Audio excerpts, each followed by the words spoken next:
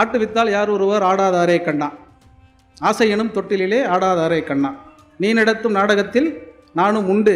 அடுத்த வரியை கண்ணதாசனை தவிர வேறு யாராலும் எழுத முடியாது.